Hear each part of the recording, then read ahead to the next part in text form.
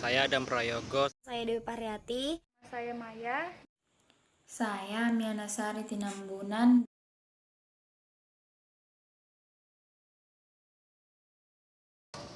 Assalamualaikum warahmatullahi wabarakatuh. Saya Adam Prayogo dengan NIM 20614074. Saya akan menjelaskan tujuan dari praktikum pembuatan sabun dan sifatnya. Oke, jadi di sini saya akan menjelaskan tujuan dari praktikum pembuatan sabun dan sifatnya. Jadi ada 4 tujuan di sini. Yang pertama, mengetahui prinsip penyabunan atau saponifikasi. Yang kedua, mengetahui reaksi penyabunan pada proses pembuatan sabun di laboratorium. Yang ketiga, mengetahui beberapa sifat sabun berdasarkan percobaan yang dilakukan. Yang keempat, mengetahui bahan-bahan apa saja yang digunakan pada proses pembuatan sabun di laboratorium.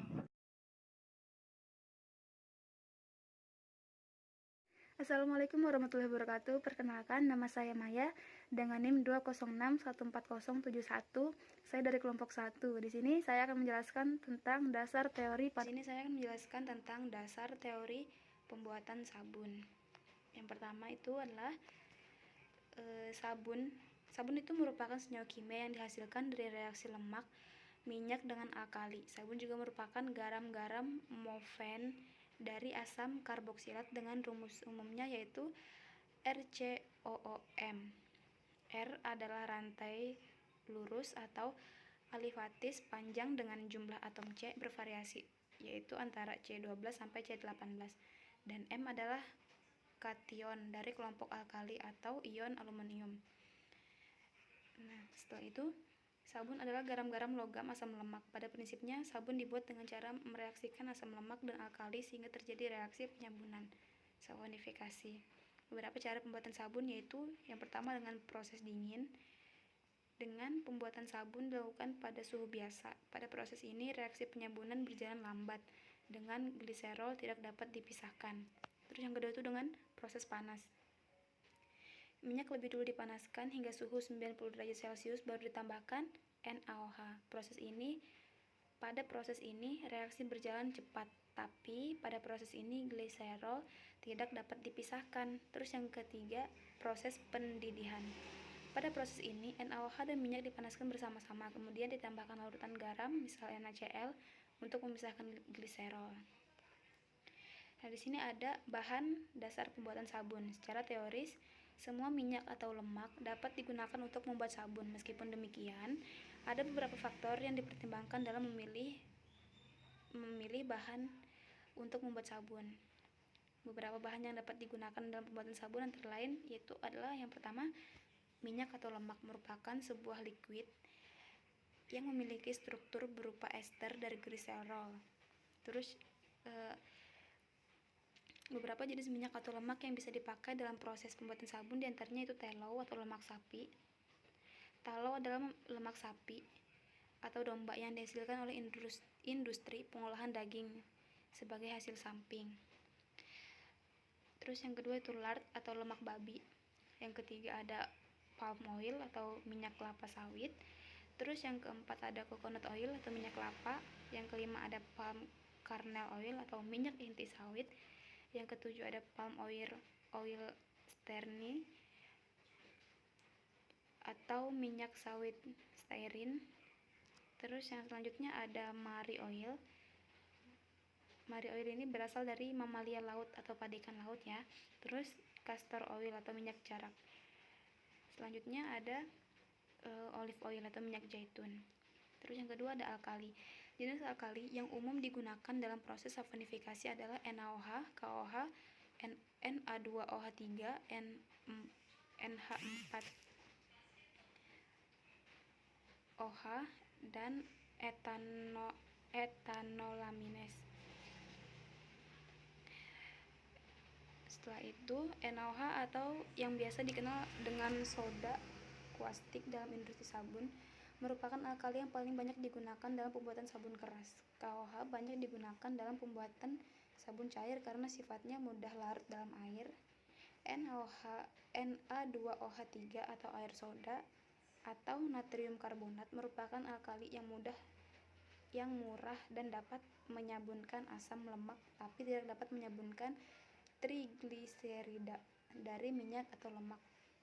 Setelah itu di sini ada bahan pendukung pembuatan sabun. Nah, yang pertama itu ada garam atau NaCl, merupakan komponen kunci dalam proses pembuatan sabun. Terus yang kedua ada bahan aditif.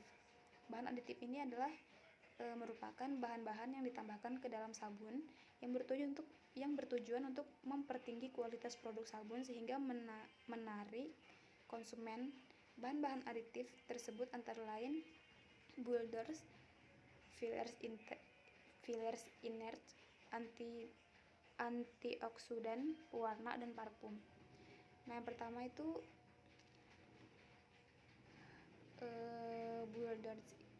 builders digunakan untuk melunakkan air sada dengan cara mengikat mineral yang larut pada air, sehingga bahan-bahan lain yang berfungsi untuk mengikat lemak dan membasahi permukaan dapat berkontraksi pada fungsi utamanya. Terus yang kedua ada filler atau bahan pengisi. Filler ini berfungsi sebagai pengisi dari seluruh campuran bahan baku. Pemberian bahan ini berguna untuk memperbanyak atau memperbesar volume. Terus yang selanjutnya itu ada bahan antioksidan. Bahan antioksidan pada sabun juga dapat menstabilkan sabun, terutama pada bau, tengik, atau rengkit. Natrium silikat, natrium hiposulfit, dan natrium tiosulfat dikenal dapat digunakan sebagai antioksidan. Terus yang selanjutnya adalah bahan pewarna atau coloring agent. Nah, ini berfungsi untuk memberi warna kepada sabun. Yang selanjutnya adalah bahan pewangi. Parfum termasuk bahan pendukung. Keberadaan parfum memang peranan besar dalam hal ketertarikan konsumen akan produk sabun. Artinya, walaupun secara kualitas sabun yang ditawarkan bagus, tetapi apabila salah membeli parfum akan berakibat fatal. Beberapa nama parfum digunakan dalam pembuatan sabun, diantaranya adalah Bouquet, Deepwater, Alvin, dan Spring Flower. Nah, yang selanjutnya adalah pembuatan sabun. Sabun dibuat dengan reaksi penyabunan. Reaksi penyabunan atau saponifikasi dengan menggunakan alkali adalah reaksi trigliserida dengan alkali NaOH atau KOH yang menghasilkan sabun dan gliserin. Pemanasan minyak atau lemak dalam alkali atau NaOH atau KOH pada suhu mendidih 95 sampai 100 derajat Celcius. Reaksi penyabunan dapat ditulis sebagai berikut. Nah, ini adalah reaksi dari penyabunan. Setelah itu di sini ada beberapa faktor yang dapat mempengaruhi reaksi penyabunan atau saponifikasi, antara lain yaitu konsentrasi larutan KOH dan NaOH. Konsentrasi basa yang digunakan dihitung berdasarkan stikometri reaksinya, di mana penambahan basa harus sedikit lebih dari minyak agar tersabunnya sempurna. Jika basa yang digunakan terlalu pekat akan homogen. Jika basa yang digunakan terlalu encer, maka reaksi akan membutuhkan waktu yang lebih lama. Yang kedua adalah suhu. Nah, ditinjau dari segi termodinamikanya, kenaikan suhu akan menurunkan hasil. Hal ini dapat dilihat dari persamaan ini. Nah, reaksi penyabunan merupakan reaksi eksotermis, maka dengan kenaikan suhu akan dapat memperkecil harga K atau konstanta keseimbangan. Jika ditinjau dari segi kinetika, kenaikan suhu akan menaikkan kecepatan reaksi. Setelah itu ada pengadukan. Pengadukan dilakukan untuk memperbesar probabilitas tumbukan molekul-molekul rekatan yang bereaksi. Setelah itu ada waktu. Semakin lama waktu reaksi menyebabkan banyak pula minyak yang dapat tersabunkan. Berarti hasil yang dapat digunakan semakin tinggi. Jika reaksi telah mencapai kondisi setimbangnya, penambahan waktu tidak akan meningkatkan jumlah minyak. Nah, di sini ada sifat-sifat sabun. Yang pertama ada sabun bersifat basa. Sabun adalah garam alkali dari asam lemak tinggi sehingga akan dihidrolisasi perisal oleh air. Karena itu, larutan sabun dalam air bersifat basa. Dengan rumus seperti ini. Setelah itu, yang B ada sabun larut dalam alkohol dan sedikit larut dalam pelarut lemak. Yang ketiga, dalam air terlarut secara koloidal dan bersifat surfaktan yang terdiri dari molekul yang suku air atau hidrofil dan tidak suka air atau hidrofob. Yang D ada dalam air sudah mengandung Ca dan Mg berlebih, mengendap sebagai sabun kalsium atau natrium. Yang E, dalam asam sabun akan terhidrolisa menjadi asam lemak kembali. Setelah itu, yang F, larutan encer sabun terionkan membentuk ainon dari alkali karboksilat yang aktif sebagai pengunci atau zat. Terus yang G, hidrolisa dalam air bersifat alkali dan terbentuk molekul RCOONa, RCOOH, dan ion-ion RCOOH dan Na. Yang H, panjang rantai alkali akan mempengaruhi sifat fisik sabun seperti derajat hidrolisa, suhu titer, dan titik keruh. Untuk sabun jumlah C-nya 14, 15, dan 17. Nah, selanjutnya di sini ada fungsi sabun. Yang pertama adalah sabun alkali tanah untuk deterjen atau pencuci RCOONa, RCOOK, dan RCOONH4. Terus yang kedua, sabun alkali logam mineral untuk zat tahan air yang tidak permanen RCOO2Ca, RCOO2Mg, RCOO3AI. Dan yang ketiga adalah sabun yang digunakan sebagai pencuci pada umumnya. Dibuat dari basa natrium yang direaksikan dengan asam lemak berantai panjang. Untuk tujuan tertentu, sabun dapat dibuat dari garam kalium. Misalnya sabun yang lebih lunak dan larut dalam air. Terima kasih.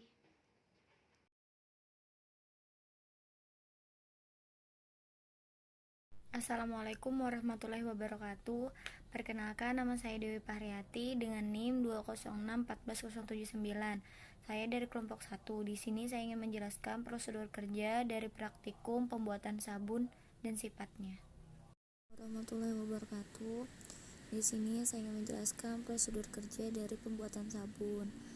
Yang harus kita lakukan yaitu pertama-tama mengambil 5 ml minyak kelapa, lalu kita masukkan ke dalam gelas kimia, lalu kita mengambil 5 ml etanol, dimasukkan lagi ke dalam gelas kimia yang sudah berisi minyak kelapa tadi, lalu kita tambahkan 3 ml larutan NaOH 10N sambil kita aduk. Kemudian gelas kimianya kita tutup menggunakan kaca arloji.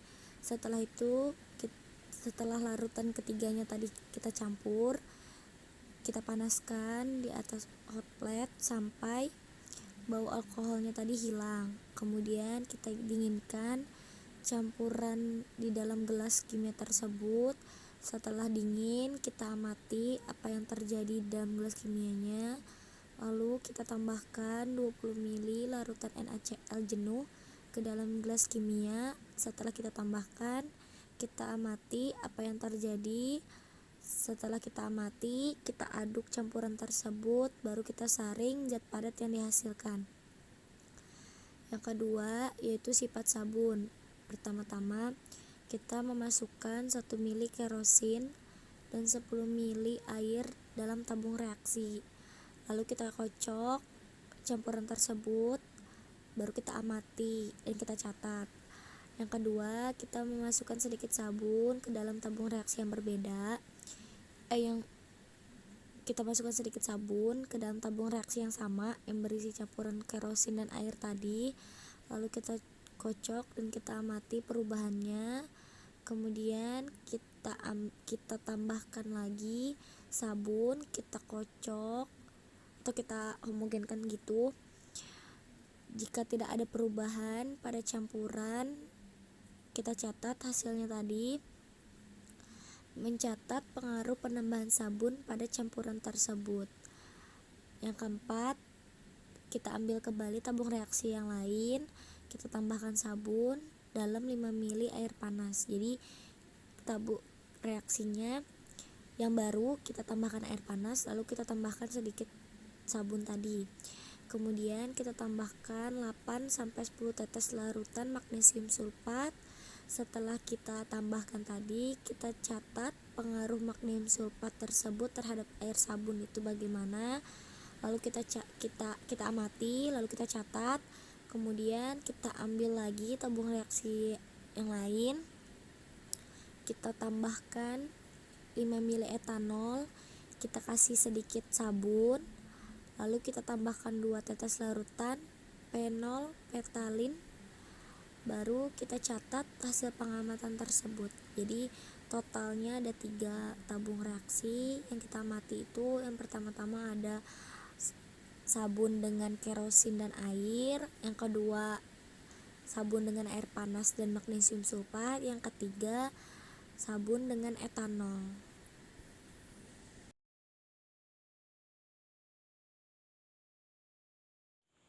Saya Miana Sari Tinambunan dengan NIM 20614075. Pada praktikum kali ini saya akan menjelaskan tentang data pengamatan dan perhitungan. Data pengamatan atau hasil pengamatan pembuatan sabun. 1. Minyak kelapa ditambahkan etanol. Antara dua larutan tidak menyatu. Minyak tidak menyatu dengan NaOH. 2. Campuran dipanaskan sampai bau etanol hilang. Hasil pengamatan, larutan mulai mengental. 3. Campuran didinginkan. Pengamatan adalah larutan mulai menjadi padat. 4. Campuran yang sudah dingin ditambahkan larutan NaCl jenuh. Pengamatan adalah larutan terpisah karena larutan yang didinginkan menjadi padat. 5. Mengaduk campuran dan disaring. Pengamatan, setelah disaring didapatkan larutan cair dan padat. Sifat sabun. 1. Kerosin ditambahkan dengan air lalu dikocok. Larutan kerosin ditambahkan sabun lalu dikocok. Lalu ditambahkan sabun, lalu dikocok. Hasil pengamatan, berwarna putih dan larut tidak larut sempurna. 2. Sabun ditambahkan air panas kemudian dikocok. Larutan sabun ditambahkan larutan NGSO4 lalu dikocok dan berbusa. Hasil pengamatan, terdapat padatan pada larutan. Larutan menjadi berwarna putih dan ada sedikit gelembung. 3. Sabun ditambahkan etanol kemudian dikocok. Lalu larutan sabun ditambahkan indikator PP. Hasil pengamatan, larutan menjadi berwarna pink. Perhitungan. Larutan NaOH 10 molar sebanyak 50 ml. mRNaOH sama dengan 40 gram per mol. Molar sama dengan M dikali MR dikali 1000 per V. 10 sama dengan M per 40 dikali 1000 per 500. 10 sama dengan 1000 M per 2000. 10 sama dengan 1 M per 2. Molaritas sama dengan 10 dikali 2 sama dengan 20 gram. Jadi diperlukan 20 gram NaOH untuk membuat 50 ml larutan NaOH 10 molar.